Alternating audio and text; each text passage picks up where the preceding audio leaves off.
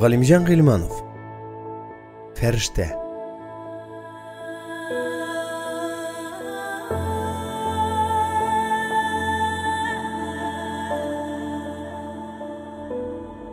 Алтынчы бүлек. Васил үз сүзендә торды. Бер көнне килеп, начар сүзләр белән битәрләп, хәтта куркытып китте. Әмма Рәмилә ул куркыта, яный дип кенә үз тормышыннан ваз кичмәде. Йосыф белән яши бирде. Ул инде эшкә урнашты, күршедәге ашханәгә пешекче ярдәмчесе булып керде. Тегесе монсы кайтып торгач, тамаклары тагын да бөтенәеп, тәмләнеп китте. Бакый да үзгәрде. Ачы таң белән шиша җыеп йөрүен ташламаса да, ул инде урамга чыгып, хәер өстәп яисә кибетләрдәге ерак исерек грузчикларга ялланып йөрми. Мәктәпкә барырга әзерләнә. Аның белән күбрәк Рамилә шөгыльләнә. Бик сәләтле малай булып чыкты ул. Өйрәтәсе дә юк. Ул өйрәнгән булып кылана гына. Өйрәтә генә башлыйсың, ул инде аны күптән төшенгән, белгән була. Менә бит нинди хикмәтләр. Йосыф һаман урам себерә. Еш кунаңга Бакыйда булыша. Иртән иртүк чыгып китә дә, Рамилә торып, чәй әзерләп, эшкә барырга җыенып беткәндә генә кайта, яисә кайталар. Бер көнне Йосыфны әзмәвүрдәй ир-егетләр чорнап алды. Чыгып эшли генә башлаган иде, урамнарның кешесез, җансыз чагы, җиләс һава талган гына исеп, иркенләп тора, офыктан кояш үзенең барлыгын сиздерә генә башлаган мәл, әллә каян гына ак девятка пылт итеп килеп чыкты да, Йосыфка килеп бәрелдем дигәндә генә шып туктап калды. 3 кеше төште, руль артындагысы урынында утырып калды. Йосыф, әзмәвүрнең иң улысы, күзләрен алартып Йосыфка тукталды. Йосыф шуннан шул, Рамиләне кире кайтар. Безнең иң күп табыш бирә торган кыз иде ул. Кыз имеш. Монсын янәшәдә басып торган икенче берәү әйтте. Йосыф баштарак каушап калса да, бераздан хушын җыеп, сөйләшерлек хәлгә килде. Син Василмы? Васил. Ну, Васил. Әйдә башта ук килешеп куйык. Рамилә әйбер түгел. Ул кеше. Шуңа күрә дә кешеләрчә хәл итик. Кеше? Нинди кеше? Проститутка ул, фахиша, урам кызы. Юк, ул кеше. Ул минем хатыным. Хәләл җефетем. Аңладыгызмы? Вот дела. Ну дает девка. Дает шул. Моннан соң килеп йөрмәгез. Рамилә бүтән сезнең янга кайтмаячак. Посмотрим. Дөнья төрле якка быргалана ул. Шул вакытта әле борны белән, әле койрыгы белән дә бәреп ала. Ипләп сөйләшсин, егет. Сөйләшәсен итәсе юк. Барыгыз, үз юлыгызда булыгыз. Мин Рамиләне сезгә бирмәячәкмен. Син кемсең әле безгә әмер бирергә? Алла, что ли? Алла түгел. Әмма фәрештә диләр мине. Фәрештә? Ангел, значит. Что за кликуха? Из-за какой моталки? Әйдәгез, әйбәтләп кенә аерылышабыз. Әйбәтлек белән, ну-ка, егетләр, тотып карагыз әле. Чынлап та фәрештә микән бу бәндә? Читтәрәк басып торган ике әзмәвүр егет Йосыфны төрткәли башладылар. Йосыф каршы торырга тырышып карады, ләкин көчләр тигез түгел иде. Шулай да егетләр эшне артык зурга җибәрмәделәр. Тагын берәр сугып чыктылар да, элекке урыннарына барып бастылар. Иртләп куй кулагыңа. Рамиләне бирмәсәң, фәрештә дип тормабыз. Менә шушы чаганга bir җиреңнән асып куярбыз. Егетләр ничек пәйда булсалар, шулай кинәт кенә юкка да чыктылар.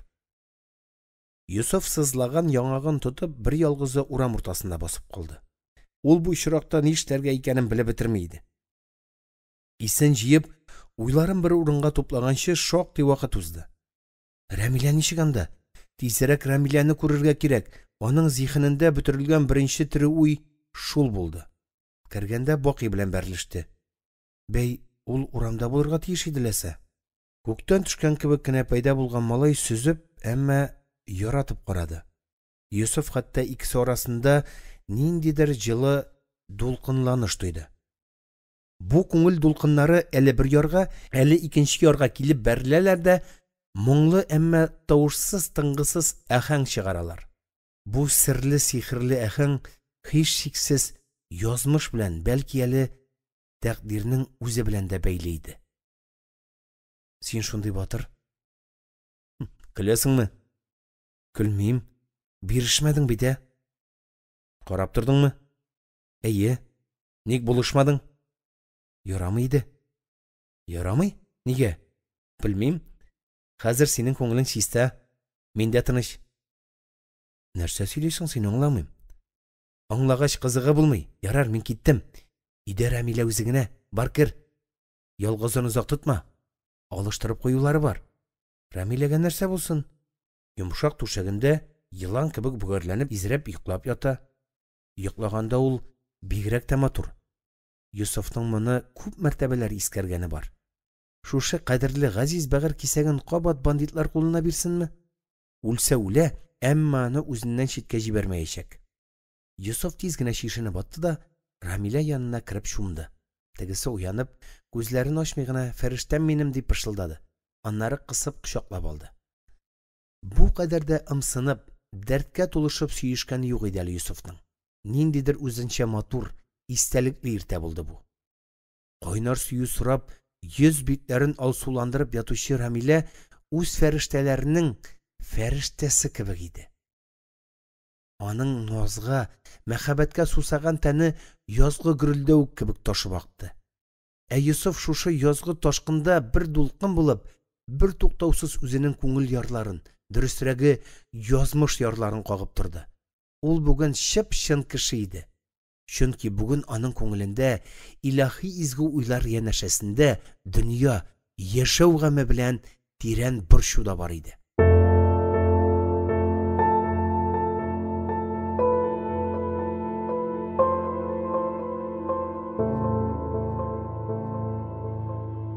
Җиденче бүлек. Ходай җәза бирми куркыта гына диләр. Әйе, ул Йосыфны да нык кисәтте, куркытты. Нәрсә өченме? Ансы мөһим дә түгел. Иң мөһиме, Йосыф күктән ишарә алды. Дөрес яшисеңме дигән сорау алды. Пәйгамбәр исемен йөртсә дә, бер кемгә тырнак очы кадәр начарлык кылмаса да, ул инде Ходай теленә кергән. Ходай ихтиярыннан ишкына язды. Чынлап та, бакый язмышын, Рәмилә язмышын хәл итәргә кем соң әле ул? Бер илаһи затмы? Ходай илчесеме? Диванамы? Бүген аның җаны нинди кануннар буенча яшәргә тиеш соң? Бер нидән дә курыкмаган кеше бер кемне дә яратмый. Хак сүз бу. Дөнья чаклы карт кеше тарафыннан 1000 мәртәбә расланган факт. Йосыф та бер мәл куркып калды. Әмма күпме курыкса, шул кадәр ныграк яратты да. Күкләр ташкын мәхәббәткә сөю хисенә каршы дип кем әйткән? Коръәнме? Беренчедән, күк белән мәхәббәткә дә каршы түгел. Худайга булган мәхәббәтне кая куясың? Икенчедән, Коръән таный. Ичендә мәхәббәт булмаган кеше игелек кыла алмый. Кемгәдер игелек кылу өчен мөселман заты иң элек ул кешене яратырга сөяргә тиеш. Менә бит нидә хикмәт. Ә билгеле хадис нәрсә ди? Бер-берсен яратучыларга бер җирдә дә кысан булмас ди. Күрдегезме? Мәхәббәт җиргә кешеләр арасына төште. Ә менә бу хадис кеше үзе яраткан белән булырга тиеш. Ихлас сөюгә гимнләсә бу. Ирекле сөю, ирекле хөр сөюгә мәдхия. Шушы ташкын һәм хөр хисләр бәрабәренә ничек кенә эштән янса да, Йосыф Васил белән очрашу хакында Рәмиләгә әйтмәде. Борчуларын зурга җибәрмим. Аның болай да изаланып, арып талчып беткән җанын тагын бер кат талкымыйм дип уйлады. Ләкин кешелек тормышы шулай корылган инде. Бер борчу артыннан икенчесе, өченчесе килә дә җитә. Бу юлы да шулай булды. Васил белән ямсыз сөйләшү онытылып та бетмәгән иде әле. Инде Рәмилә кайдадыр югалып йөри башлады. Аның соңарак калып кайтуларына Йосыф баштарак игътибар итмәскә тырышты. Әмма бердән бер көнне кайдадыр кунып кайткач, хатыны белән ныклап сөйләшергә булды. Ныклап дип, кайда кунганын белеште, шул гына. Рәмилә төксігіне. Дос қызларымда қондым деп жауап берді. Көзләрінен күрініп тұра. Көңіліндегі жауабы бүтінләй башқаша. Борчулы һәм ахлы. Ярар алайса деген болды Юсуф. Бір сөзімдә юк. Тик син, зинһар, мине бу хакта кисәтеп куямы? Кисәтермен. Гаиләдәге беренче кызыгы шунда төгәлләнде. Тагын элеккечә күнегелгән гадәти тормыш белән яши башладылар. Рәмилә вакытында кайта торган булды. Еш кына Бакый белән бергә кайтып керәләр. Бакыйны тыңлый ул. Әллә Бакыяны тыңлыймы? Әллә Бакыяны тыңламыймы? Ничек кенә булмасын, алар нык кына килешеп киттеләр. Нәкъ шул Бакый аркасында Рәмилә бик тиз гаилә гаменә кайтты. Юсуф өчен бу көн кебек ачык. Ниндидер сер дә бар монда. Янәшәсендә Бакый булмаганда, Рәмиләнең булай да буйыграк күз карашларында ниндидер таныш түгел моң. Юк, моң гына түгел, гам. Хәтта шом ягыла. Моң ул мәгълүм булганча яраланган кош кебек. Яраланган кош та оясыннан читкәрәк китеп, мәңгелек кыяга ташлана. Бердән бер көнне Рәмилә дә шул моң кош канатында каядыр китеп югалды. Фәүзия карчык та, Бакый да ни нәрсә әйтергә белмәделәр. Бер көн, 2 көн, 3 көн кайтмады. Юнсыз хатын. Юсуф Рәмиләнең бөтен танышларын йөреп, сорашып чыкты. Эшендә булды. Юк, эшендә дә күренмәгән. Дус иптәш кызларында да кунмаган. Берәр бәләгә юлыктымы? Әллә элеккеге тормышына әйләнеп кайттымы дип, эшеннән күпме генә үзгәләнсә дә, Юсуф Рәмиләне каян тотып эзли башларга икәнен белми иде. Васил хакында уйлады уйлавын. Тик бу хакта Рәмилә барбер әйтер иде. Берәр ничек хәбәр итәр иде. Юсуфның иң үртәлгәне шул булды. Фәрештә дип йөртәләр бит үзен. Фәрештә пычагым. Күңел капусы ачылган имеш. Дөнья белән аңышып яши имеш. Кайда аның фәрештәлек тойымы? Илаһи сыйфатлары, сихри егәрлеге кайда? Булганда 5 былтыр элек беткән, сүнгән, сүрелгән, югалган. Чөнки фәрештәлек белән мәхәббәт хисе берничек тә янәшә яши алмыйлар. Фәрештәлек ул күккә иман китерү дигән сүз. Мәхәббәт исә яраткан, сөйгән кешеләргә гомереңне, язмышыңны, ахыр килеп хисеңне, зихенеңне, иманыңны багышлау дигән сүз. Юсуф яратты. Рәмиләне фәрештәлегеннән дә артыграк күрде. Иртән эшен бетергәч, Юсуф борчулы башын алып, тагын хатынын эзләргә чыгып китте. Бу авыр хәлне моңа кадәр читтән генә карап күзәтеп йөргән Бакый да аңа ярды. Ул да нык борчыла ахыры. Рәмиләнең кайту-кайтмавына аның язмышы турыдан-туры бәйләнгән кебек борчыла. Тик дәшми. Ник дәшмидер? Нәрсәдер беләме, сизенәме? Күзләрендә тагын теге моң.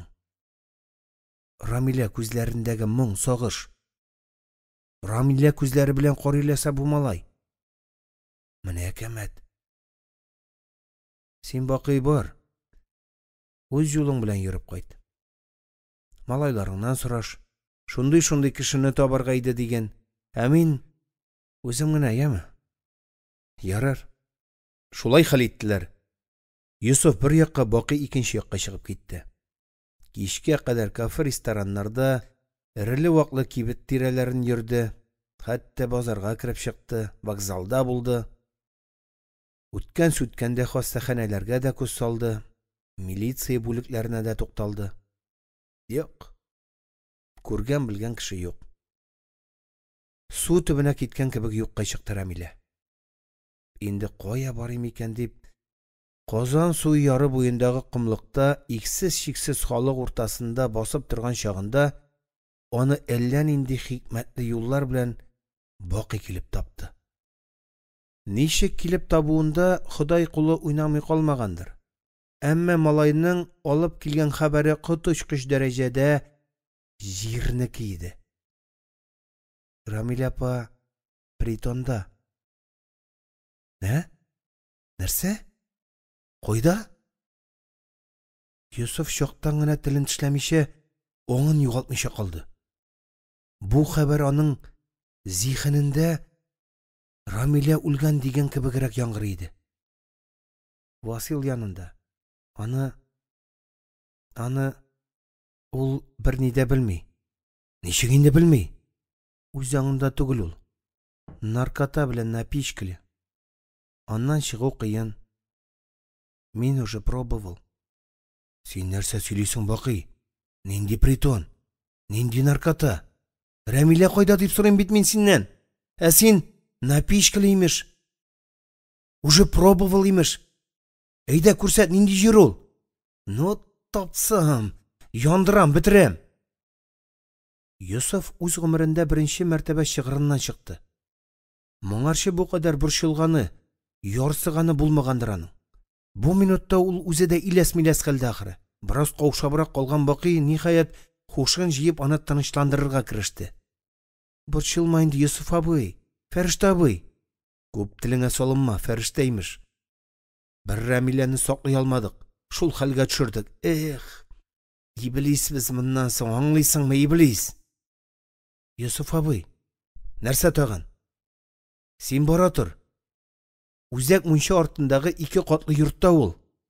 Кызыл кнопкалы ишек. Ә син? Ә мин соңрак килеп җитәрмен. Качасыңмы? Курыктыңмы, ә? Мин бөтенләй дә курыкмыйм, курка белмим. Барысы да тәртиптә булыр, Йосыф абый. Йосыф олылар акылындагы бу малай белән сүз көрәштереп тормады. Яшьләр үзәге каршындагы троллейбус тукталышына таба йөгерде. Тыны бетеп чабып килсә дә, шактый вакыт таптанып торды. Троллейбуслар каядыр китеп югалдылар да кабат күренмәделәр. Сирәк-мирәк үтә торган җиңел машиналар да туктарга теләмәделәр. Йосыф юл очыннан кирәкле троллейбусны көтеп ала алмагач, каршындагы биек йортка күтәрелеп бакты. Шул кадәр халык бер юлы нишләп утыралардыр? Рамилә кебекләр хакында, Бакыйлар, Йосыфлар хакында язсыннар иде дә бит. Гыйбрәт итеп. Шул гыйбрәтне укып кешеләр ялыр иде, кыйынсыныр иде. Бүтән ямсыз гамәлләр кылмаска тырышыр иде. Нишләп кенә утыралардыр шул кадәр халык? Йосыф маңгаен җыерып тагын бер мәртәбә газета, журнал нәшриятына күтәрелеп карады. Аннары троллейбусны бирергә тиеш урам иченә соңгы мәртәбә күз ташлады да, Казансу ярларын юк-юк ярсыз, үрсез күңел ярларын тоташтырып торган күпергә таба йөгерде. Йосыф үзе йөгерә, үзе бер туктаусыз тәкрарлый. Рәмилә, нишләдең син, Рәмилә? Без бит бардан юк булган, юктан бар булган җаннар, үлеп кабат туган кешеләр. Үз кадеребезне белергә тиеш идек ләсә. Ник үз кадереңне белмәдең? Ник үз бәяңне төшердең? Ник?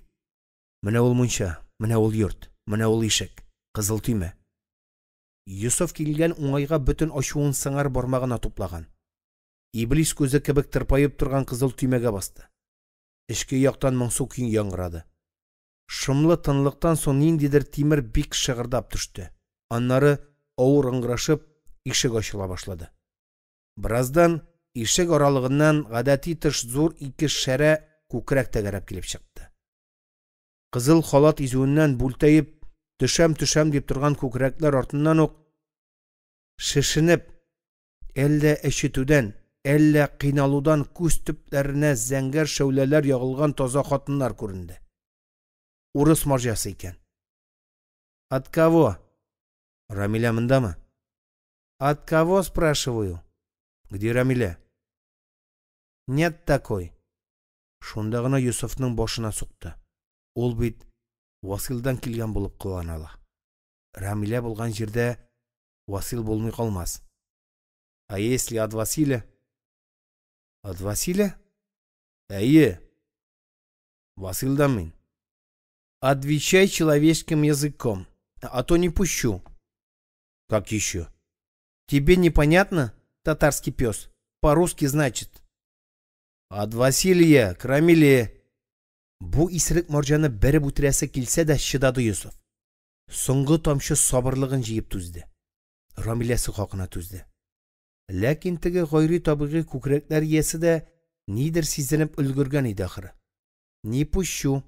Она занята. Что с ней? Ничего. Обойдется. Ну, прощай. Нет, пустите. Хатын бүтәндәшмәде. Бу үҗәт татар кешегенә тагын бер мәртәбә окайып карады да, ике куллап ишекне ябарга киреште. Ишек Юсуф яклы булып чыкты. Тиз генә ябылырга теләмәде. Тупсага шот ябышып, ыңгыраша, исерек марҗа белән тарткалаша башлады. Мать твою! Хатынның әшәке сүзләре Юсуфның кайнар канына агу булып төштеләр. Әле син минем әнкәй белән булышасыңмы? Мин син мөртәт белән сөйләшеп торган булам тагын. Ну нет. Ябылып бетмәгән ишеккә аягын куеп өлгергән Юсуф учсыз аракы катыш, бозык одеколон исләре аңкып торган май түшкәсен бөтен көченә итеп җибәреп эчкә үтте. Марҗа хатын кайдадыр бәрелеп сугылып калды. Үзе түрдәге тонык яктылыкка төбәп китте. Бираздан ниндидер илемсез узун шыксыз, салкынча коридорга килеп чыкты. Як-якта ишекләр тезелеп киткән. Һәр ишек башында фонарь. Кайберләрендә тонык кына кызгылт ут яна, кайберләрендә шәмәхә зәңгәр яктылык. Бу утларның мәгънәсен аңлап бетермәсә дә, Юсуф бер әйберне анык төшенеп барды. Аның Рамиләсе шушында булырга тиеш. Шушы бүлмәләрнең берсендә. Исән генә булсын иде, исән генә булсын. Калганы Юсуф ише. Аякка бастырачак ул аны. Кешелегенә кайтарачак. Моннан соң бер вакытта да үзеннән читкә җибәрмәячәк. Күз алдыннан югалтмаячак. Юсуф бер мәл тукталып уйланып торды да, бөтен ачуын кушып, иң беренче ишеккә төртеп җибәрде. Баштарак аңыш алмады. Аннары күзе ялешкәч, күргәннәреннән күзләре чәчрәп чыга язды. Чәчрәп чыкмаслык мыный. Түр караватта тау чаклы бер ир кечкенә кыз баланы җафалап ята. Кыз сулкылдап елый, аның инде еларлык та хәле калмаган. Манма тиргә баткан әзмәвер зат ух килеп үзенең эшен эшли. Кемнәр булар? Нинди кыз бу? Аның ата-анасы кайда? Сөйгәне кайда? Язмышы кайда? Рамилә, Рамилә кайда? Әле уешып та бетмәгән сабый тәнен изелеп әвәләп ятучы әлеге котсыз бәндәгә нәфрәт белән никадәр көчле булса да, тизрәк Рамиләне табу теләге җиңде. Юсуф бу пычрак дөньядан кире атылып чыгып, күрше бүлмә ишегенә ташланды. Андагы хәлләр дә беренчесеннән авырурак түгел иде. Таза гәүдәле, нык бәдәнле шәп-шәрә 3 ир-егет шундый ук япа-ялангач бер хатын-кыз өстенә ябырылып, үзләренең хайвани ихтияҗларын башкаралар. Кайда баш, кайда аяк, кайда кул? Тагын кайда нәрсә икәнен карап торырга вакыт юк иде. Юсуф афәт бөркеп торган коридор буйлап ары китте. Бер туктаусыз ялкынсынып торган күңеле кушкан бер бүлмәгә барып та керде. Ниһаять теләгәнен тапты. Караңгы почмактагы киң түшәктә, ботларын чатларын як-якка ташлап, Рамиләнең җансыз гәүдәсе ята иде. Юсуф авызыннан сөйнеш катыш көйнештән торган бер бөртек сүз атылып чыкты. Рамилә. Баштарак сөйнеш җиңгән кебек иде. Менә бит ул Рамилә, табылды. Соңыннан көйнешле курку баш калкытты. Нәрсә булган? Исәнме ул? Исән гәрәп, иләсләнеп ятса да, Рамилә Юсуфны күрүгә шундый ук телгә килде. Әмма урыныннан кузгалмады. Кузгалырга теләмәде дә. Кузгала да алмый иде ахыры. Фәрештәм. Тагын таптың мине. Син чын фәрештә бит. Алып кит мине моннан. Мин шундый арыдым. Минем башым сызлый. Бөтен җирем сызлый. Җаным сызлый. Эх, сине, ни эшлисең син монда? Ни булды? Кем рәнҗетте? Кем ул? Юсуф, киләсем килеп килдеммени мин монда? Килмәсәң фәрештәңне дөмөктөрәбез дип куркыттылар. Синең өчен куркып килдем. Алар мине кешелектән чыгардылар. Мин үкенмим. Иң мөһиме син исән. Минем тән барысына да күнеккән инде. Бөтенесен дә күтәрә ул. Ни сөйлисең син, Рәмилә? Ни сөйләгәнеңне аңлыйсыңмы үзең? Ансы шулай. Дөрес түгел бу. Тән түзсә дә җан түзми икән, Йосыф. Үләргә уйлаган идем. Үлеп тә булмады ичмасам. Откачали. Рәмилә! Дәшмә. Кирәкми. Үзем сөйлим. Син бит мине тагын таптың, Йосыф. Фәрештәм. Ярый әле таптың. Юк, Рәмилә. Сине Бакый килеп тапты. Бакый? Әле кайда соң ул? Хәзер килә ул. Көт азрак. Эх, җаный. Шулай эшлиләрме инде? Ник бу хакта миңа әйтмәдең? Ник яшердең? Берәр нәрсә уйлап тапкан булыр идек әле. Василны син белмисең. Ул теләгәнен барбер ала. Ул афәт яртып йөри. Рамилә, әйдә тор, тизрәк китик бу шакшы урыннан, ә? Рамиләнең кыл кыймылдатырлык та хәле юк иде. Ул бары әрнеп елый гына ала иде. Йосыф, мин дә шакшы бит. Син хәзер минем белән булмассың инде. Васил, минем элеккеге егетем бөтен үчен алды. Иң әшәке, иң хайван ирләр астына салды. Я бетеренмә, Рамилә. Тәнне юып чистартып була. Менә җаның пычранмасын, Рамилә. Җаным саф минем, Йосыф. Җанны саклап калдым. Шулай булгач, бер дә кайгырма. Оныт бу хәлләрне. Мин дә онытырмын. Онытырга тырышырмын. Йосыф сөйләнә Рамиләне киендерергә кереште. Чәчләрен тарады. Хаман әле буыннарын җыеп ала алмаган хатын кыенсынуыннан нишләргә дә белмичә Йосыфка күзләрен мөлдерәтеп тик утырды. Тагын елый башлады. Ниндидер таблеткалар бирделәр. Көчләп хәмер эчерделәр. 4 ир мине аракы белән кыендырды. Шул аракыны тәнемнән ялап чыктылар. Шуннан авырып калдым мин, Йосыф. Әллә нәрсә булды миңа. Сихерләделәр бугай. Фәүзия апа хәзер аякка бастыра сине, кайтыйк кына әле. Ул сихер кайтару юлларын белә. Ләкин тиз генә кайтып китәргә насыйп булмады аларга. Аннан-моннан гына киенеп, бер-беренә тотынышып, якты коридорга килеп чыгулары булды. Алларында 2 таза егет иярткән Васил пәйда булды. Кая? Васил куркуыннан Рәмиләнең аяк буыннары йомшап китте. Ул акрын гына аска чүгә башлады. Менә тагын очраштык. Бу сүзләрне Йосыф әйтте. Бу сүздә борчу күбәйгән. Элеккеге сөенеч, Рамиләне табудан калган сөенеч әллә кая китеп югалган иде. Шулай да ул үзен бик тиз кулга алды. Озак сүз куертып тормыйча, Рамиләне култыклап алды да ишеккә таба омтылды. Ләкин аның юлына Васил аркылы төште. Кая? Кая булсын, нигә? Мин сиңа бер әйттем бит инде. Күземә күренмә дидем. Син ни кылганыңны беләсеңме соң? Нишләттең Рамиләне? Кит юлдан. Юкса үлгәнче зөшәм. Мин сездән курыкмыйм. Йосыф Рамиләне бер як читкә калдырып, Василга таба укталмакчы гына булган иде, кемдер тышкы ишекне җан фарманга дөбердәтә башлады. Васил читтә тәмәке көйрәтеп торган марҗа хатынга таба ымлап, «Клиент пришел, наверное. Пусть подождет», дип җикеренде. Хатын бик тиз урап килде. Шул арада аның йөзеннән, күзләреннән иң соңгы кешелек сыйфатлары да юкка чыккан иде. Вася, там... Нәрсә, Маруся? Там пришли. Кто? Кто пришел? Пацаны. Кто? Прогони их. Их много. Они тебя просят, Вася.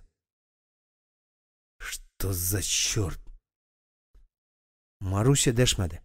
Арткарак шигенеп, якындагы бер бүлмәгә кирип шылды. Васил як-ягында торган егетләрен аралап, тышкы ишеккә китте. Йосыф белән Рәмилә дә дәррәү кузгалып, бер-берсенә ярдәм итешә, аның артыннан иярделәр. Яннарында торган егетләрнең берсе җиңеннән тотып калырга теләгән иде, Йосыф кискен генә омтылып, аны стенага сылап калдырды. Иптәшенә ярдәмгә кузгала башлаган икенчесенең борнына йодрыгын терәп куйды. Алар кулга-кул тотынышып яктылыкка, ишек алдына килеп чыкканда, Васил алдында пәйда булган манзарага шаккатып, тораташ кебек катып тора иде. Шакларда катырсың шул. Бөтен ишек алдын 10-15 яшьлек бала чагасырып алган. Йөзләп кенә булыр. Бәлки, меңдер, миллиондыр. Күренеп тора булар, урамда яшәүче балалар. Бала диярлекләре дә юк. Йөзләрендә өлкәннәр чырае, ирләр гаме. Йосыф, Рәмилә апа! Барысы да тавыш килгән якка борылдылар. Яшь үсмерләр төркеме эченнән Бакый килеп чыкты да, Йосыф белән Рәмиләгә таба томырылып килә башлады. Бакый! Рәмиләгә шунда ук җан керде. Синме бу? Син җыйдыңмы бу кадәр халыкны? Безнекеләр алар. Ышанычлы егетләр. Үзең ничексең, Рәмилә апа? Әйбәт. Хәзер инде әйбәт. Мин сине килмәссең дип уйлаган идем инде. Ниһаять, Йосыфка да җан керде. Алай начар уйлама кеше турында. Син бит ангел. Кайсыгыз Васил була? Малайлар төркеменнән тагын берәү аерылып чыкты. Ул башкалар арасында олырак һәм акыллырак күренә. Төскә биткә дә чиста. Пөхтә һәм матур үзе. Ну мин? Менә шул Васил. Бүген үк Казаннан китеп улагасың. Бүтән күземә күренмисең. Пасын утырым. Алаймы? Егет кискен генә Йосыфлар ягына таба борылды.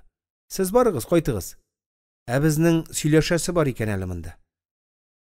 Өчәүләп кайтып киттеләр.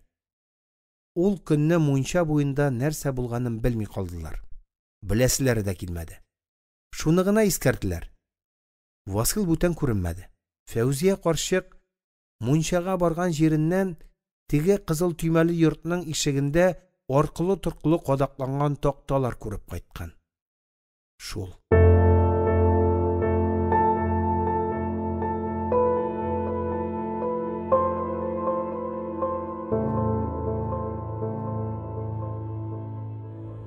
Сигезенче бүлек. Тагын яшәп киттеләр. Башларына төшкән җафа борчуларны тиз генә оныта алмадылар. Бигрәк тә Рәмилә бу юлы тормышка авыр кайтты. Фәүзия карчык булмаса, шулай инке-минке килеш күпме йөрер иде икән. Ниндидер дугалар укып, ачы үлән сулары эчереп, бу күрше әбисәнең башындагы бер очтан канындагы шаукымын куып чыгара алды. Ләкин элеккечә бергә яшәсәләр дә, Рәмилә Йосыфны үзенә якын җибәрмәде. Тегесе берничә мәртәбә юмалап караган иде дә, кагылма, мин әле сафланып җитмәдем дип кырт кисте. Йосыф аны ашыктырмады, битәрләмәде.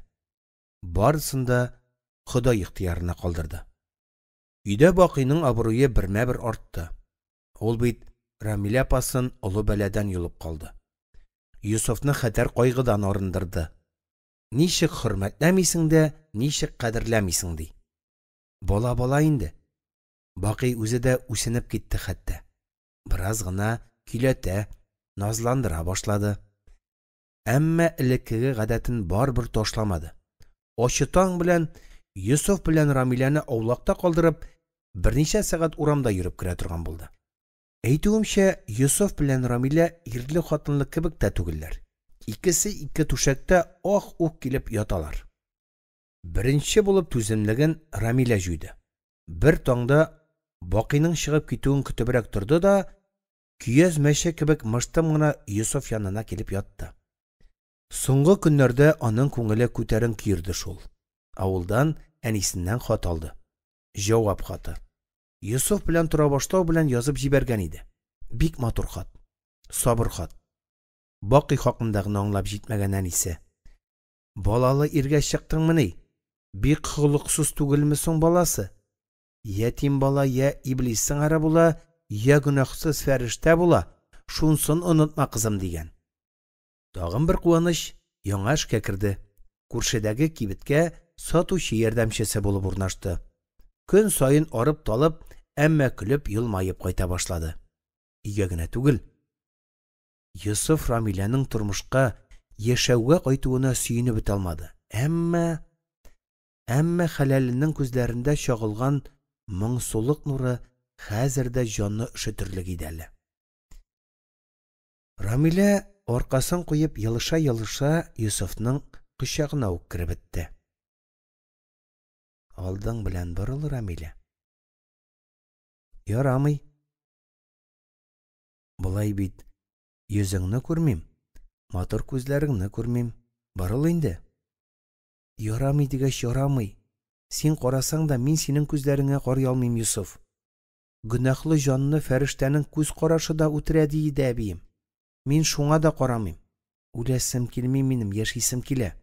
Моннан соң бер вакытта да күзләреңә туры карый алмаячакмын. Ачуланма, яме бәгърем. Юк, үлүдән дә курыкмыйм мин. Миңа ят, Юсуф. Эй, юләрем минең, син юкка борчыласың икән. Син минем өчен һәр вакыт саф күңелле, тугры йөрәкле, саф җанлы кеше булдың. Шулай булып каласың да. Чөнки син бу хәтәр адымга минем өчен, минем язмышым өчен баргансың. Мин күбрәк гөнаһлымын да. Юсуф, дәшмә. Дәшәм? Ник дәшмим ди? Минем сине шундый сөясем, назлыйсым килә. Тоймыйсыңмыни, тулышып шартлыйм бит инде. Дәшмә. Рамилә борылып, зифа бармакларын Юсуфның иреннәренә куйды. Әйдә, шушлай гына ярат. Әйе, менә шулай. Рамилә, әу бәгърем, син шундый тәмле. Юсуф, әу бәгърем, миңа беренче мәртәбә шул кадәр рәхәт. Миңа да. Мин сине шундый сагындым. Мин сине шундый яратам. Бу таңдалар беренче мәртәбә мәхәббәттә аңлаштылар. Беркемнән курыкмыйча, шикләнмичә, уялмыйча, кыенсынмыйча, туйганчы сөештеләр, назлаштылар. Бәхетнең әллә ничә катларына менеп төштеләр.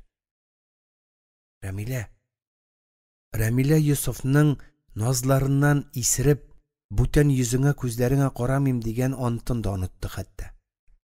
Бер-берсенең күзләрен генә түгел, тәннәрен генә түгел, җаннарын аерып ала алмыйча, ишектән шаулап Фәүзия каршы килеп кергәнче юандылар шулай. Күрше әбисе яңа гына сөешеп тукталган, тын сулышларын да тигезләп өлгермәгән бу ике кайнар җаннан кыенсынырга уйламады да. Улындагы төргәген өстәлгә куеп, яшьләр янына килеп тә утырды. Сүзе чынлап та бик мөһим булып чыкты. Бүген таңда күргән төшен юрап йөрү икән. Таңда күргән төш изге төш ул. Кызым, бик мәгънәле төш күрдем бит әле. Субханалла, машалла. Бигрәкләр дә изге төшкә, сихри фалга охшаган ул. Тыңлалы. Күк тутырып казлар оча имеш. Менә шул казлар төркеменнән бер каз аерылып төшә башламасынмы? Үзе төшә, үзе ачыргаланып кычкыра, мин сиңа әйтим. Шундый да моңлы итеп кычкыра инде. Аңлап кына булмый. Өзгәләнеп, рәнҗеп кычкырамы? Әллә сөенеп, шатланып кычкырамы? Менә ул төште дә, канатларын җәеп, яшел ширәмлек өстеннән йөгереп китте. Ширәмлекнең аргы башында син торасың, кызым. Әбекәй, нәрсә була инде бу? Туктале, кызым, бүлмә. Иң мөһиме алда әле. Алдыңа йөгереп килгән менә шул каз кинәт кенә Бакыйга әверелде дә куйды. Гөнаһ шамлыгы. Әбәү, нәрсә сөйлисең син, Фәүзия әби? Безнең Бакыйга әверелдеме? Әйе шул, бөтен хикмәт тә шунда. Бөтен төшне аңладым. Менә Бакый хакындагысын төшенә алмадым. Кызык, Юсуф, әйеме? Төшенә сүзе төштән алынган микән әллә? Нәрсә аңладың соң, Фәүзия апа? Монсын инде түземсезләнеп торып ук утырган Йосыф сорады. Нәрсәнеме? Фәүзия карчык әйтергәме, юкмы дигән кебек, карашларын билгесезлеккә төбәп, бераз уйланып торганда итте дә, ныклы карарга килеп, җәһәт кенә әйтеп куйды. Балага узгансың син, кызым. Бала китерәчәксең. Шул. Әлбәттә, күрше карчыгының сәер төшенә, бигрәк тә аның юрамышына Йосыф та, Рамилә дә ышанмадылар. Бер-берсенә карашып, көлеп торган яшьләргә карап, Фәүзия карчык тәмам пушаманга төште. Нәрсә? Ышанмыйсызмыни? Ходай Тәгалә моңа күкнең ишарәсенә ышанмыйсызмы? Фәүзия апа, моңарчы нигә бирмәгән соң ул безгә бала дигәннәрен? Йосыф үз соравыннан үзе куркып куйды. Ләкин соң иде инде. Сүз очкан иде. Барасы җиренә барып җиткән инде. Күрше карчыгының җавабы хакыйкатьнең үзе булып яңгырады. Бәй, сөешә белмәгәнсездер. Яратышу, назлашу җитмәгәндер. Бала бит ул, матур сүздән туа диде безнең әнекәебез. Сиңа, кызым, сакланырга кирәк. Үзлегеп куйма тагын. Фәүзия карчыкның төше рас килде. Озакламый Рамилә үзенең балага узуын, авырлык алуын аңлады. Шул шатлыгыннан әбекәйгә бәбисе кертеп чыкты. Аларның ягында умаш ашын шулай дип йөртәләр. Умаяш, ягъни мәсәлән, шул умашны элек-электән кендек әбисе булачак карчыкка биргәннәр. Аның аша борынгы кендек анасын, корсак анасын, Умай исемле изге рухны бәхилләгәннәр. Шул аш юласын үтәгән чиракта гына Умай ана рухы туачак баланы 40 көн буе һәм яңа туган баланы тагын 40 көн буе үз яклау астында, үз мәрхәмәтендә яшәтә имеш. Туачак бала хакында хәбәргә иң куанганы Бакый булгандыр. Шулай булмыйни. Аңа бер иптәш булачак бит. Бер көнне ул уенчык алып кайткан. Каян алгандыр? Ансын сораган кеше юк. Балчыктан катырып ясалган ат иде ул. Томырылып, чабып барган бу атның канатлары да бар әле. Кыскасы, тулпарат. Бакый шул атны алып кайтты да, дәшми-нитми генә Рамиләгә китереп тоттырды.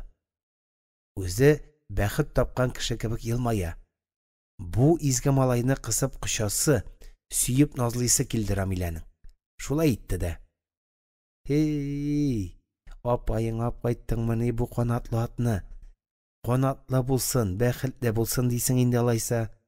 Малай булсын дисең инде. Йосыф, Йосыф, Бакый малай дип бит әле, малай сорый. Бу юлы Рамилә Йосыфка таба кайрылды. Йосыф та үз ролен оста башкарды. Малай дигәч, малай булыр, проблема юк. Әйтелгән эшләнгән. Бу сөйләшүдән соң Рамилә белән Бакый бик еш гәпләшеп, серләшеп утыра торган булдылар. Бер вакыт Бакый сорап куйды. Синең әниең бармы? Бар, нигә сорыйсың? Бер дә әниеңне сөйләмисең. Әниең юк кебек яшисең. Әнием ерак шул, авылда. Гел кайтып булмый. Синең бер дә кайтканың юк. Юк шул. Кыен сынам мин аңардан оялам. Тормышың өчен ояласыңмы? Юк, бүгенгесе өчен оялмыйм. Үткәндәгесе өчен бик тә оят миңа. Бу сәбәп түгел. Мин әниемне бөтенләй белмим. Ул гел минем янда. Мин аны һәр вакыт уйлап йөрим. Кайчакта сөйләшәм дә, кайчакта ул үзе миңа дәшә. Аны мин үзем генә ишетәм. Нәрсә ди? Сорама. Бу хакта мин беркемгә дә әйтмәячәкмен. Бу сер, белдеңме? Ярый, сорамыйм. Сер булу, өмет булу дигән сүз. Серең бар икән, өметең бар. Бераз паузадан соң Рамилә тагын Бакыйның аркасыннан кагып куйды. Рәхмәт сиңа, Бакый. Нәрсә өчен? Әниеңне искә алып яшәүең өчен рәхмәт. Үзең бәләкәй булсаң да, улы җанлы кеше син, Бакый. Янда да булса, бөтенләй башка төрле яшәр идем мин. Ничек итеп? Нигә алай дисең? Без сине рәнҗетәбезме? Юк, сез миңа бик әйбәт карыйсыз, тик барыбер әниле буласы килә. Рамилә уйчанланып калды. Кызык. Нәрсәсе кызык? Кызык шул.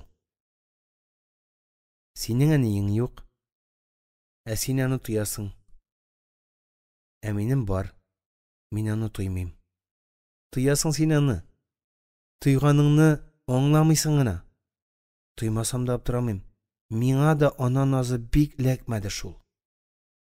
Әтиебез эшкече иде. Әнине нык җафалады. Әниебез аның ачуын бездән ала иде. Әти үлгәч, бер атнада тормый, икенче җиргә китеп барды.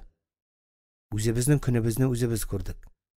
Ул чактан ук күңел катып калгандыр инде мөгаен. Юкса, мин дә тояр идем әниемне. Аның өчен борчылыр идем, кайгырыр идем. Бераз тонтырдылар. Син балаңны яратасыңмы? Бакыйның көтелмәгән соравыннан Рамилә сискәнеп үк китте. Ничек инде? Тумаган бит әле ул. Юк. Син аны хәзердән үк яратырга тиеш. Тугач соң була ул. Нигә алай дисең, Бакый? Әллә ничек сөйләшәсең син? Бер дә әллә ничек түгел. Уйлап кара. Менә туды ди ул бала. Сиңа ошамады ди. Син аны ташларсыңмы? Кит моннан. Нишләп ошамаска тиеш ди әле ул? Тиеш түгел, тик шулай да була. Менә мин ошамаган бит. Бакый, бер дә борчылма әле, яме? Мин аны бер вакытта да ташламаячакмын. Беләсеңме? Мин аны инде яратам. Газиз балам бит ул. Тән күзәнәгем, җан кисәгем. Рамилә апа, акыллым. Аны инде мин дә яратам бугай. Кемне? Туачак балаңны. Рамилә моңа берничек тә җавап кайтармады. Бары тик үз кочагына тартып алып, иң якын туганын, яисә газиз баласын сөйгән кебек сөеп үпте генә. Бу сөйләшүдән соң Бакый Рамиләгә тагын да ныграк якынайды. Дөресрәге, Рамилә аңа якынайды. Бергә чагында үз кочагыннан чыгармады. Сүз белән генә түгел, тәмле ризыклар белән дә сыйлады. Туачак балага исем сайлаганда аны гел генә үз янында тотты. Менә бусы ошыймы? Ә бусы дип интектереп бетерде. Бакыйның җавабы бөтенесен аптырашка калдырды. Минем исемне бирегез. Бакый дип кушыгыз дип шатнатып әйтеп салды ул. Нигә алай дисең, Бакый? Синдә андый бер исем бар бит инде. Алайса сорамагыз. Сез сорадыгыз, мин җавап бирдем. Шулай да әйт әле, нигә, Бакый? Әйбәт исем, мәңгелек дигән сүз. Кешеләрдә шундый исемдә булырга тиеш. Синдә бар бит. Мин кеше түгел. Кем соң син? Бакый Юсуфны тәмам шигырыннан чыгара язды. Көлмәссезме соң? Юк, нидән көлик без? Мин фәрештә. Мин сезне тормышка кайтару өчен килдем. Бер урам малае булып килдем. Ой, җитди сүз сөйли дип торам тагын. Рамилә киң елмаеп, җиңел сулап куйды. Юсуф та бу сәер әңгәмәне уенга борды. Мин бит ул фәрештә. Мин ул күгелчесе. Бүтәннәр исемен үзләштермә, понимаешь. Менә шундый гыйбрәтле сөйләшү булып алды юктан бар булган гаилә эчендә. Беренче мәртәбә шулай серле, әмма ихлас сөйләштеләр алар. Һәм соңгы мәртәбә.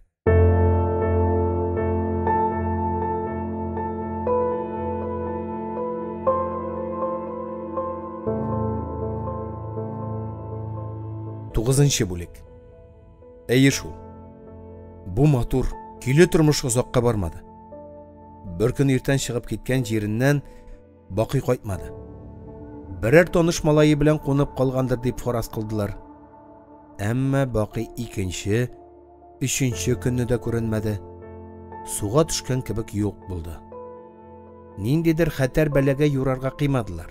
Кайтыр дип һаман көтеп, сагынып яши бирделәр. Ул арада алмашлап иң элек Юсуфлар ягына, аннары Рамиләләр ягына кунакка кайтып килделәр. Фәүзия карчык үй саклап калды. Ничек кенә өметләнеп килсәләр дә, аларны күрше әбисенең күңелсез хәбәре каршы алды. Юк, балалар. Бақиыбыз күзгә башка күренмәде. Аннары шикләнгән кебек бераз сынап карап торды да, кискен генә сорап куйды. Рәнҗетмәгәнсездер бит үзен. Сабый күңеле Өрфия кебек ул. Бүген бар, иртәгә юк. Нишләп рәнҗетик ди Фәүзия әби, ни сөйлисең син? Барысы да синең күз алдыңда бит. Бу сүзләрең белән сине үзең безне рәнҗетәсең. Хәзер үк кире ал. Үз балабыз кебек күрдек. Әнә Ходай шаһид, шулаймы, Йосыф? Шулай. Нигә алай дисең, Йосыф? Нигә күңелемә шик кертәсең? Шулай да, мин менә нәрсә хакында уйлыйм. Безнең бит үзебезнең сабыебыз туачак. Бакый шуны уйлап, боларга артык авыз, артык кашык булмыйм дип чыгып китмәде микән дим. Карале улым, синдә пәйгамбәр акыллары бар ләса. Рамиләнең фәрештә диюе дөрестер ахыры. Нәкъ шулай уйлаган ул балакаем. Үзе бала булса да, акылы 77 яшьлек аның. Инде кайларда гына йөридер мәскәнкәем. Йосыф бу атнасын да Бакыйны эзләп үткәрде. Арып, талчыгып, ябгы бетте. Көннәр буе урамнарда йөреп, элеккеге хәленә сукбай тормышына төшеп бетә язды. Кул селтәргә дә уйлаган иде. Уеннан шунда ук кире кайтты. Өйдә Рәмилә борчылып елап утыра. Күршедә Фәүзия каршы кайгыга калган. Бөтенләй ише алды урам белә хәзер бу хакта. Ләкин Бакыйның кайда икәнен генә белүче кеше юк. Йосыф Рамиләне эзләп баргач, үзәк мунча янында очрашкан малайлар төркемен табарга булды. Алар белергә тиеш. Бигрәк тә теге озын буйлы егет беләдер. Ул бит урам малайларының башлыгы атаманы. Аның кушаматы да атаман булып чыкты. Ләкин ул да берни әйтә алмады. Йосыфны 3 көн буе шәһәр урамы буйлап аны эзләп, сорашып йөрү генә әрәмгә калды. Теге вакытта безне җыеп алып барган малайны әйтәсезме? Без аны беренче мәртәбә һәм соңгы мәртәбә шунда күрдек. Кем соң ул? Кем генә булса да, серле малай. Бер генә карый, шунда ук ышандыра. Ләкин әйбәткә, хәтта изге җанга охшаган. Нәрсә булган аңа? Белмим шул. Югалды ул, юкка чыкты. Менә сиңәме? Урам малайы булып йөргән Бакыйны урам малайлары белмиләр дә икән әле. Ниндидер сер бар бит монда. Хәтта сихер бар. Ә бит ул бу хакта үзе әйтте. Мин фәрештә, урам малайы булып килдем диде. Йосыф үз уеннан үзе куркып китте. Әмма Бакыйдан ваз кичмәде. Эзләвен дәвам итте. Ниһаять ул исерекләр белән тулы бер кабакта Василны очратты. Исәнләшеп тә тормыйча Бакый хакында сорашты. Тегесе шунда ук йоннарын тырпайтты. Нәрсә миңа бәйләнәсең? Рамиләңдә, теге кешегең дә үзеңә булсын. Юк, күрмәдем, күрәсем дә килми. Мин хәзер эшлим. Эшләгәнемне эчәм. Имею право, понятно? Йосыф барысын да аңлады. Василның гаебе юклыгында, Бакыйның серле рәвештә генә юкка чыгуында, Бакый белән бергә үз бәгыренең бер кисәге кителеп төшүендә төшенде. Төшенде һәм язмыш шаяры итеп җанын алды. Бу вакытта аның күңел кылларында һаман теге тавыш яңгырап торды. Мин сезне тормышка кайтарырга килдем.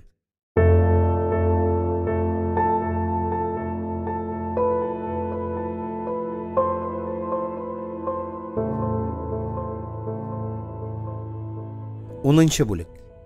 Йосыф кайтып керүгә Рамилә барысын да аңлап алды. Бакый табылмаган. Шуңа күрә дә җанын үртәләп сорашып тормады. Чәй өстәле әзерләргә кереште.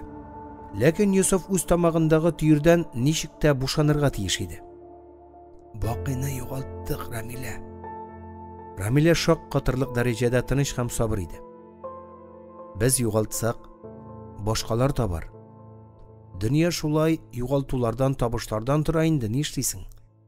Бер дә борчылма, Йосыф. Бар. Fauziya apani chaqirib kir. Bu xabar ikimizga gina og'irroq. Ishi bizga bo'lik ishmasam.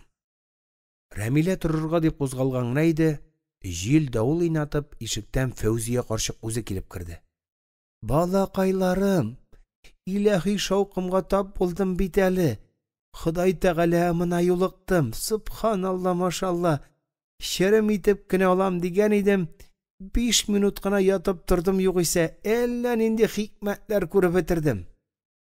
Fauziya apa narsa bo'ldi senga? Nindi shavqim, nindi hikmat? Аңлатып сөйләле, Фәүзия апа. Нәрсәсен сөйлисең инде аның? Төшемдә Бакый белән сөйләштем шул. И Ходаем, дугаларыңнан гына ташлама зинһар. Ничек күрдең, ничек сөйлә инде, Фәүзия әби? Рәмилә түземсезләнеп күрше каршыгының каршына ук барып басты. Хәзер сөйлим. Утырып тыңгына алыйм инде бераз. Хәзер кызым, ашыктырма, яме. Әбәкәй, син тагын Qirqozlari ko'rdingmi? Yusufning so'rovi ko'rshi qarshig'in tilsiz qoldira yozdi. Qo'yam bilasan sen ani. Bu yo'lida qirqozlar edi shul. Avliyadir bolam. Avliyadir sen bolam, farishtadir. Farishta bo'lsam, Boqiyning qo'yda ekanini bilar edim. Tug'il shu. Tingla, Ramilakayim. Bizning Boqiy mina shul qirqozlarına qarab turdi. Turdi da yon boshimdan o'sib chiqqan qanotlarin jilpib, ishib minib ketdi. Yerdan qo'zg'algancha aytirsin aytib ulgurdi. Shulanmag'iz menga. Yusuf bilan Ramila urushmasinlar. Alarni men üzülib yaratam. Alarning yaratuwini da tuyam. Ammo menga ketarga kerak. Vaqtim chiqdi dey. Ko'nglimdan gina qo'ya ketasin deb so'rayim. Ol pishildab javob bera. Kelgan yerime ketam. Jonlar o'lib tuva turgan yerga dey. Mana nindi izgi tush ko'rdim men balaqaylar. Ömrüne bir mertebegine kureden balası andı tushlarni. Şınlap da hikmetli tush bu. Munda Boqiydan haber var. Ol isen, emma boshqa dünyada, butan halatda, butan yazmışta. Şul gına. Tanış gına söyleşip turuşu Yusuf'nın ko'ngli to'ldi. Ramilaning ko'zlaridan ko'pdan daryo bo'lib yosh og'aydi. Jil bir türlü isse de her ağaç o'zincha şovlaydilar bit. Fevziye qarşıq yılamay, ol bütün barlığı bilen dualar ixtiyoruna berilgan. Boqiyning izgi ruhun qıstirib Xudayga o'tine, yalvara. Tubansinmi, bari tek o'tine, yalvaragına. Uy içinde tag'in tinliq o'rnashdi.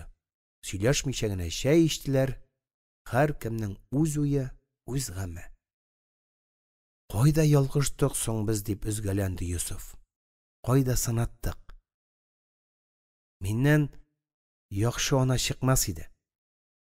Bir Boqiyni da tutib qola olmadim deb o'ylandi Ramila. Boqiyning kim bo'lganini aytirganmi yo'qmi? Aytsang, yashovlarining ma'nosi o'zgaracak. Yerdan qubib bir ko'kka tabinib yashayacaklar. Yerdan ayrilirga yaramay, hech yaramay. Şuna ko'ra aytmim. Xoq durusin aytmim deb o'yladi duo tilim bilan turgan ko'rshi qarshig'i. Ham dashmi qoldi. Tag'in ustab o'yladi. Sirli hikmatli demayindi bu dunyoni. Adam balalarigina xo'ja tugul shulanga. Onlari har qaysi o'z yo'lina taraldi. Ramila o'zi ishli turgan kibitga kirib ketdi. Fevziya qarshıq tushki namozini o'qiqdi. Yusuf Qo'yshandir Boqiy jiyib qaytgan, hozirga qadar bir pishmoqni tutirib turgan shishalarni olib, Savut Saba qabul etib punktına yo'naldi. Mana ul Qo'yshandir Boqiyni ko'rib qolgan uram shotına jetdi. Oshg'irib kelgan mashinaning o'tib ketuvini kutib turdi, onlarigina orqa yoqqa yo'l oldi. Ul g'adati hamon qolgan ekan hali. Ul o'zi otli, o'zi topshirasi shishalarga tiya turgan oqshani hisoblab bora. 10 araqı şişesi, 8 sıra şişesi, jamg'isi 25 so'm 60 tiyinlik shakrashak. Yo'lning orqa boshidan o'kirib keluvchi mashinani Yusuf shaylab ichari qoldi. Аның акча гамына бирелгән күңеле өчен әллә каян акырып килүче бу тимер тавы ай-хай кичкенә һәм әһәмиятсез бер нәрсә булып тоелгандыр шул. Күрде. Барбыр күрде. Нинди афәткә таба баруын аңлап, Йосыф кире борылды. Тротуарга чабып, сабыр гына көтә башлады. Ә менә аның белән бергә кузгалган урам сукбайы күрмәде, ишетмәде. Хәтта Йосыфның ачыргаланып, өзгәләнеп кычкыруына да игътибар итмәде. Үз үлеменә таба баруын дәвам итте. Ә үлем һаман якынайды. Аның белән бергә каршы яктан чыгып килүче малай да һаман якынайды. Ниндидер серле багланыш бар иде бу ике арасында. Йосыф моны шундук сизде. Малай белән машина уртасында басып калган ирзаты ниһаять нинди халәттә калуын аңлап, шып туктады. Башта каушады, аннары калтыранып, күзләрен йомды. Тынып калды. Юк. Йосыф аның күзләрен күрмәде, тойды гына. Шул вакыт ниндидер хикмәтле хәлләр башланып китте. Каршы яктан чыгып килүче малай дигәнчә теге сукбай янында пәйда булды. Аның өстенә капланды. Шул капланып, ябырылып торган арада үлем булып килгән олы машина выжылдап үтеп китте. Бик тиз арада күздән югалды. Урам уртасында басып торган ир кеше бу хәлдән бик озак айныды. Исән калуына ышанмады бугай. Үзенең кул беләкләрен, аякларын, хәтта йөз битләрен тотып капшап карый башлады. Йосыф бу манзарага шаклар катып карап торды. Ләкин якын бармады. Ул инде аңлап өлгергән иде. Һәр кеше хакыйкатькә үз акылы һәм үз язмышы белән ирешергә тиеш. Бу юлда кеше бәндәләрне фәрештәләре генә ташламасын да, аларга кайгы, бәла генә кагылмасын. Хакыйкатьнең юлы бер генә. Бу юл мәгълүм булганча игелеклелек, сабырлык һәм мәхәббәт аша уза. Шуңа да чын, ихлас, михрибанлык һәм мәңгелек ул.